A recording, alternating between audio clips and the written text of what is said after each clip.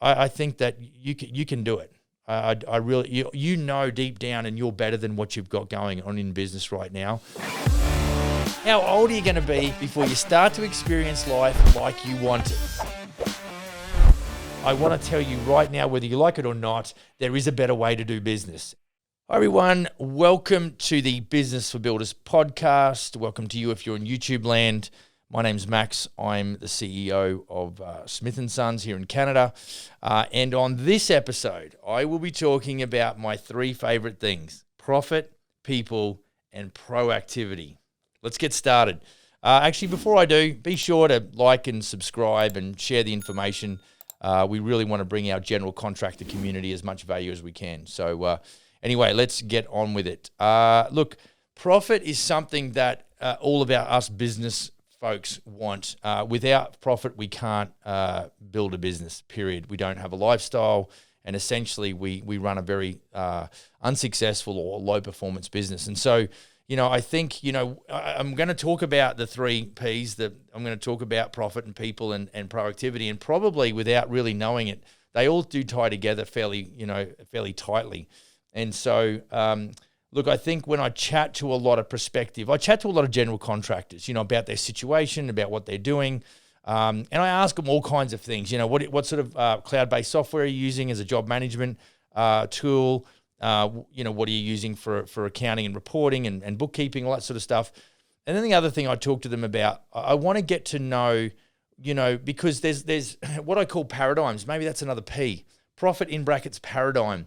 And, I think that, and I talk a lot about this in the fact that your knowledge and experience is actually worth something. And of course, all of our guys, for the most part and for most of the time, do get paid to submit proposals for construction work.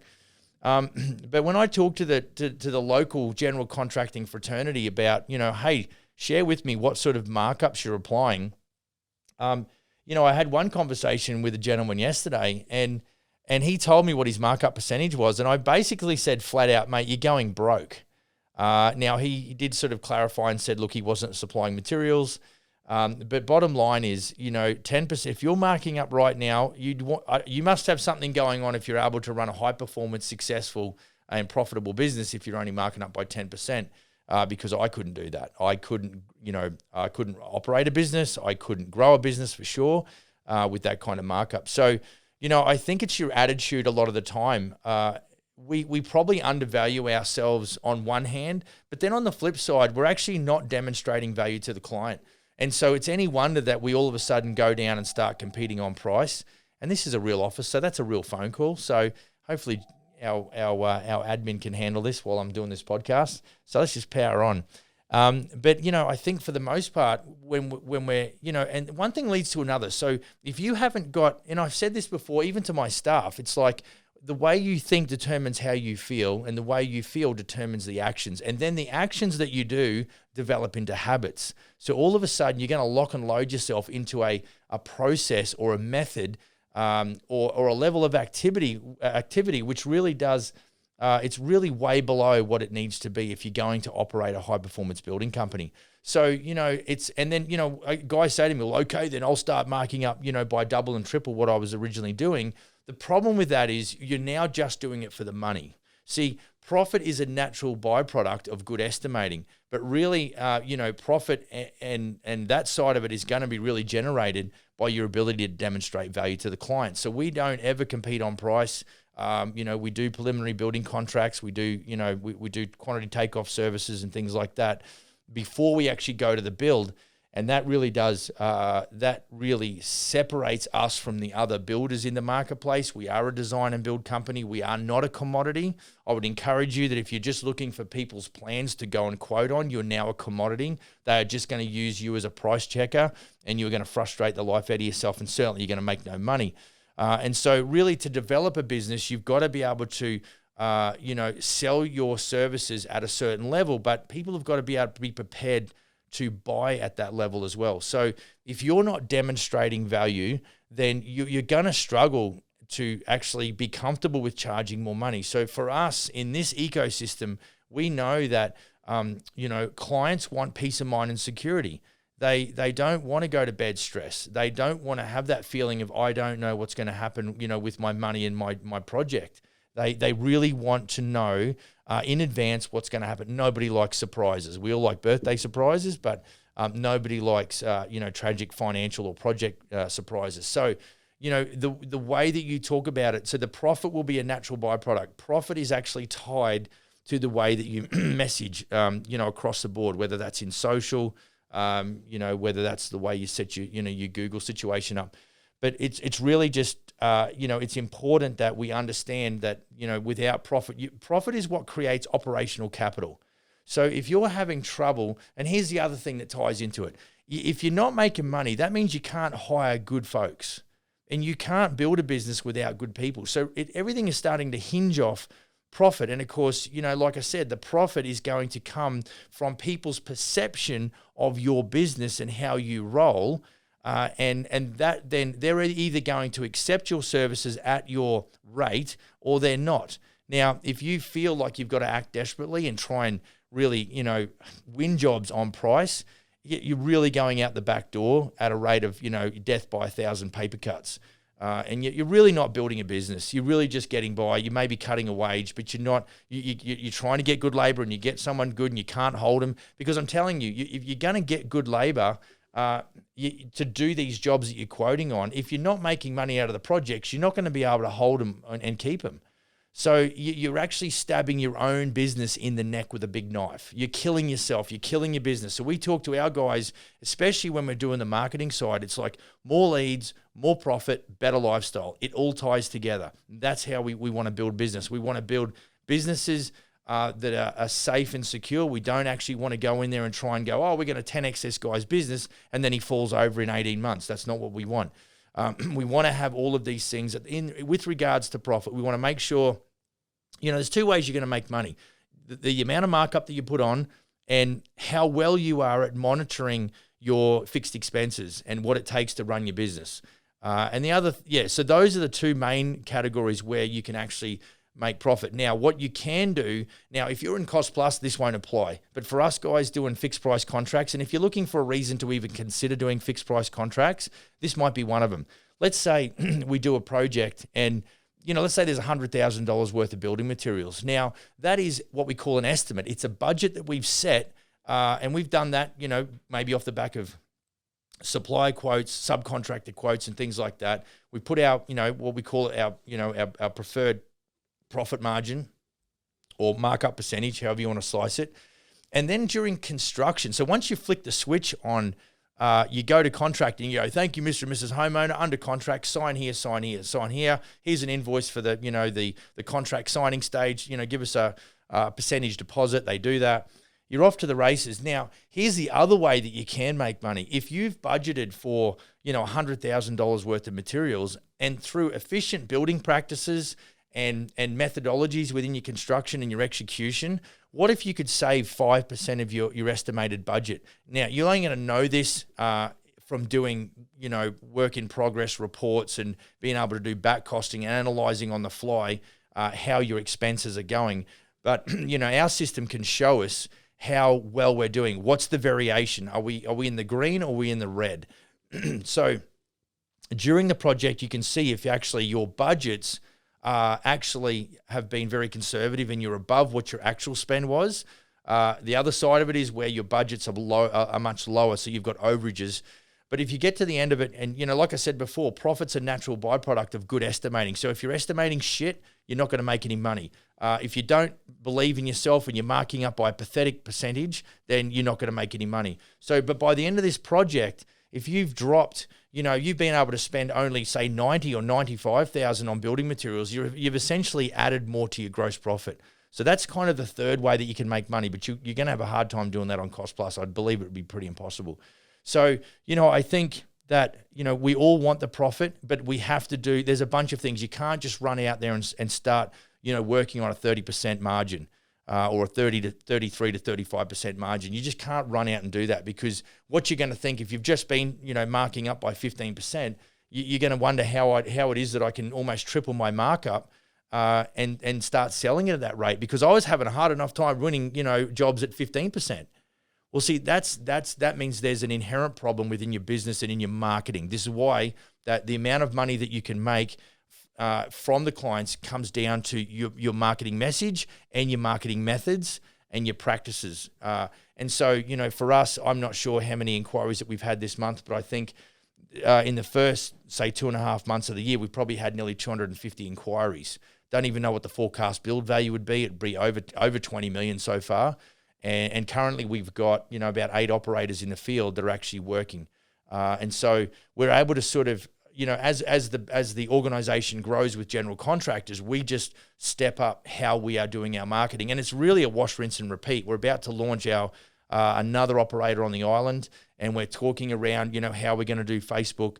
We're building audiences. We're going to talk about how we're going to, do a lot of marketing and branding type advertising for several weeks. And then, after that, and we've established some audiences, some groups, then we start moving into more targeted call to action type, right hooky, lead generation campaigns.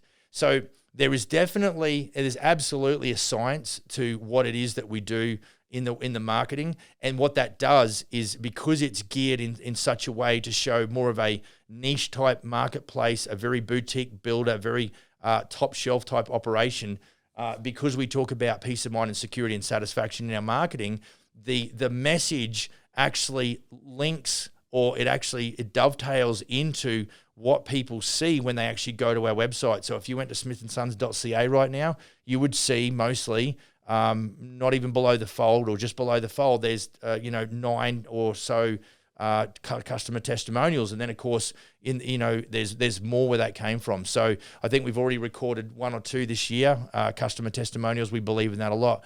I mean, what's better to have a past customer talking to a prospective customer? Cut the GC out of the operation. Let's just get those guys chatting. That's what we call a transfer of trust too, by the way. We have brand new franchisees that come into this operation as general contractors, and they automatically benefit from the trust that's been built in our brand by the work that we've done over the last 3 or 4 years since we started, or since we begun to trade. So, that is the benefit that GCs will automatically gain. When people say to me, what do I get when I join Smith & Sons? Well, there's a whole bunch of stuff that you get. But at the end of the day, there's things that are a little bit more below the surface that it's not tangible. But I'm telling you, when you go to that website and you're wearing the Smith & Sons brand, there's something where you can now go out under the brand of Smith & Sons, and people just recognize our general contractors. They don't say, well, how long have you been with Smith & Sons usually? They just assume that everyone that goes out is up to speed and is a quality general contractor. And I'm in charge of recruiting. So good, bad, and the ugly, I'm responsible. So that's interesting. So that's profit, So as much as marketing and profit are tied together, like I've just tried to explain really quick, the next thing is we're talking about is people. And I think from the get-go, you've got to understand that to have good people in your business, I really think that people, the quality of your human resource is tied to your level of leadership. Now, I've said this before, the speed of the leader determines the speed of the pack. Essentially what I'm saying is that if you want great people on your team, you've got to be a great person. And what I would suggest to you is that if you're not developing in your leadership capabilities and you're not pushing yourself to be a better leader, then what you're going to find is that, we have this saying, if I'm talking to GCs right now, or even sub-trades or whatever, I've said this before to superintendents that I've worked for. It's like, hey, mate, when you pay peanuts, you get monkeys, because I'm not going to work for that or whatever. So I'm telling you as a general contractor, if you're a general contractor or you're a subcontractor and you're running a crew of guys, I'm telling you the speed of your business is determined by your level of leadership, period. At the end of the day, people don't want to be with somebody who's a knucklehead. They don't want to be with somebody that doesn't appreciate, what they do. Now, I'm not saying that employees are perfect, because they are not. But at times, we blame 100% the employee, when you've got to look in the mirror sometimes and go, actually, I could be better. And, at the end of the day too, as the CEO of Smith & Sons Canada and the USA, anything that happens really well. Here's what I would, and I stole, this is a Gary V-ism. If you don't know who Gary V is, you need to check him out. But, everything that happens in my business, I love to deflect to my staff, to the franchised operators, because I think it's just good karma. And then, of course, anything where the shit hits the fan and there's problems, I'm not going to really run around and blame anyone for that. I'm going to take responsibility for that. You know why? Because when I do that, now I own the solution. I can sit there and go, right, there's no more talk about whose fault it is. What are we going to do to rectify the situation?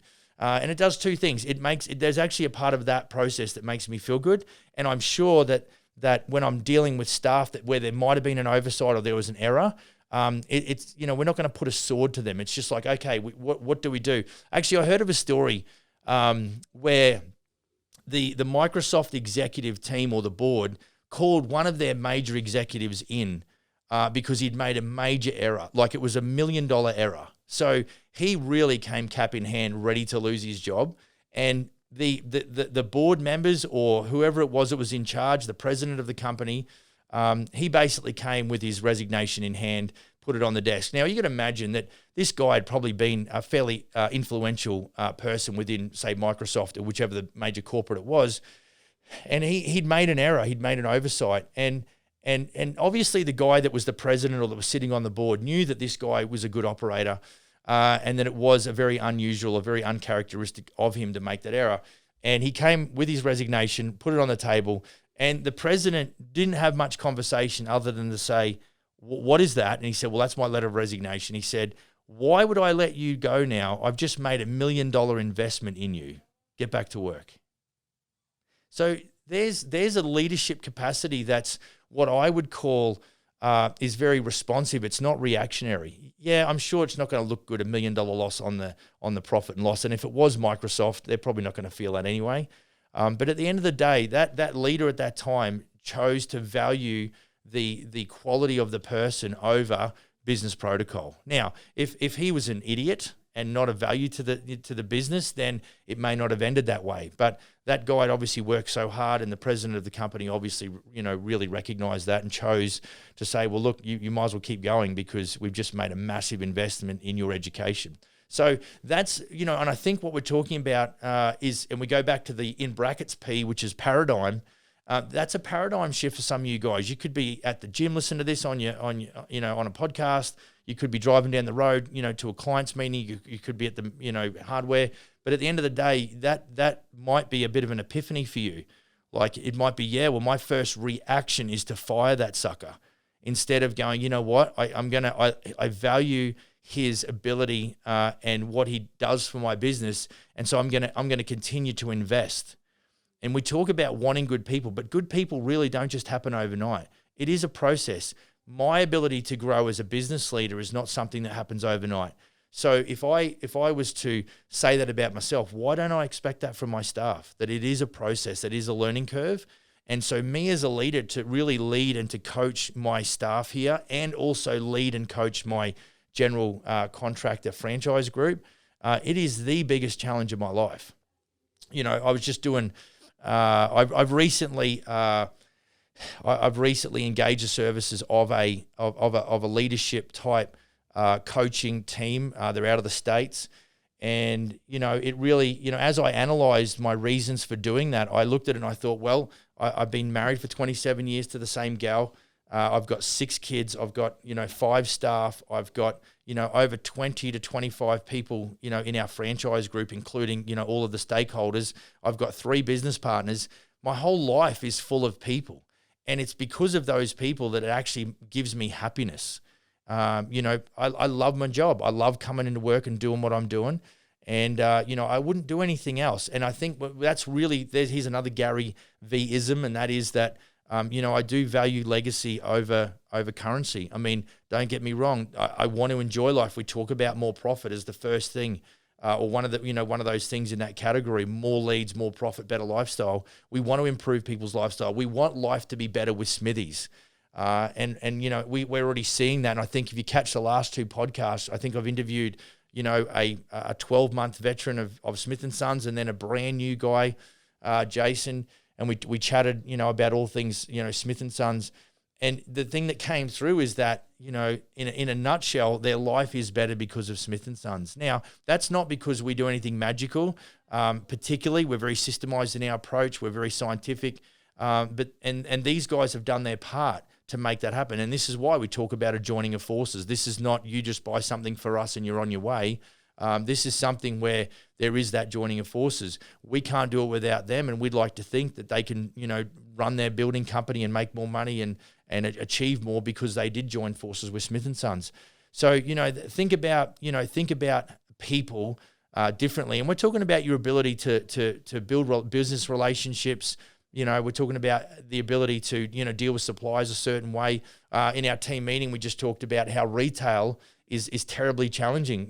We've had staff members that have been, in the retail sector. We've had one that works at a hardware store, one that's worked in hospitality, and they both have ugly stories about dealing with humans. And unfortunately, I can't control, you can't control, we can't control what other people do. What we can control is how we respond to that said challenge.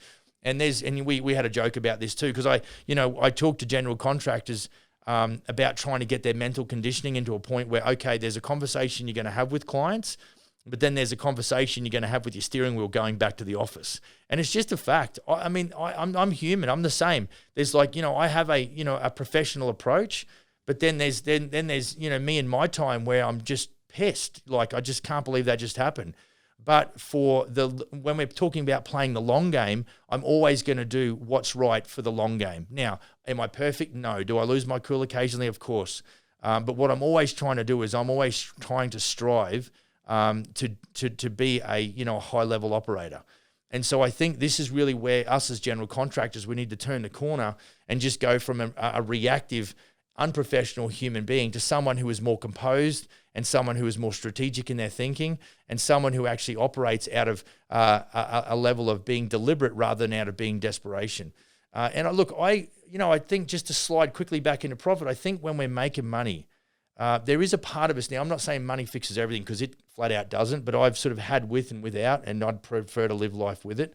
And so I think that, for me, I know that my stress levels increase whenever there's financial pressure on me, fact, because, it really does throw you into a bit of a sink or swim type arrangement. And, I've talked about how that when your emotion goes up, your ability to make the good decisions comes down. So just next time, you're in a position, feel the emotion starting to rise and know that what you're transferring is your ability to make good decisions. That is disappearing. So it's why we always say, I must have been in the emotion. I must have been emotional. I must have just caught up in the moment, all that sort of stuff. That's essentially because the emotion goes up and your ability to make good decisions comes down. So, I think about that when I'm dealing with people. And, in some cases, I've not controlled that. And then in other cases, I've been proud of, how I've responded, how I've handled that situation. So, forgetting what's behind you, thinking about the kind of business that you want going forward is certainly where, I think mentally we've got to be, and rather than, whipping ourselves and going, we're such bad operators, we're such bad humans, I would encourage you as an operator to begin to invest in yourself. We started talking about profit and how people and leadership go tied, hand in hand. I would certainly encourage you to start reading books. A book that I'm rereading currently is Seven Habits of Highly Effective People by Stephen Covey. That's a really good deep dive into that.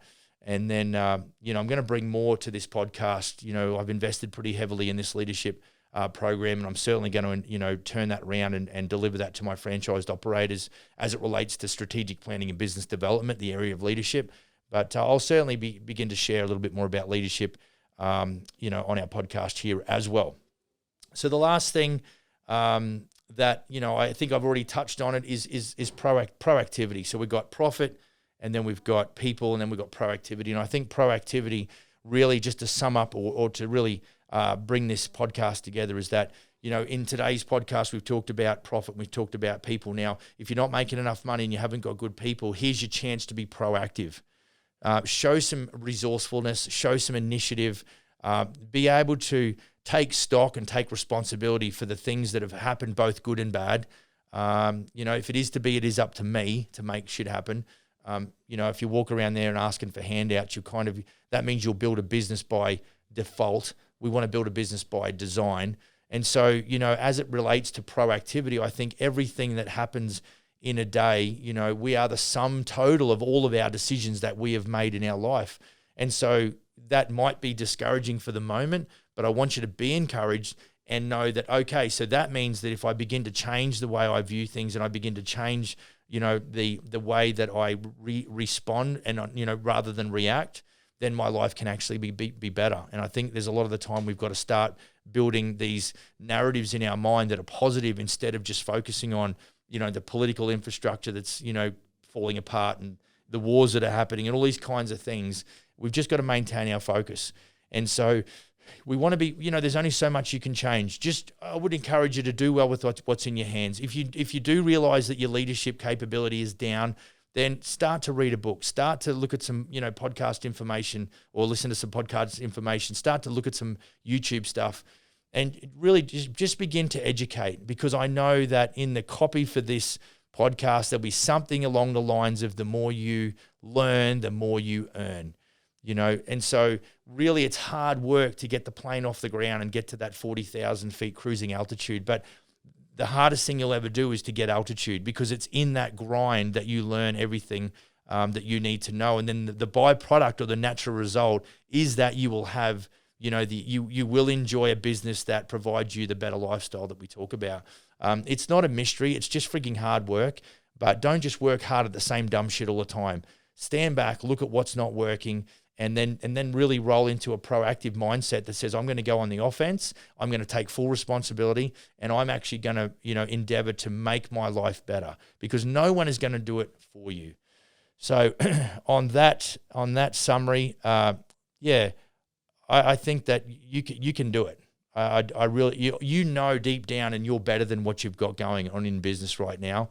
And I just want to be an encouragement, and I really hope that information has helped you. So don't be afraid to reach out. You can send me an email at max@businessforbuilders.ca, and you can text me at 250-241-8866.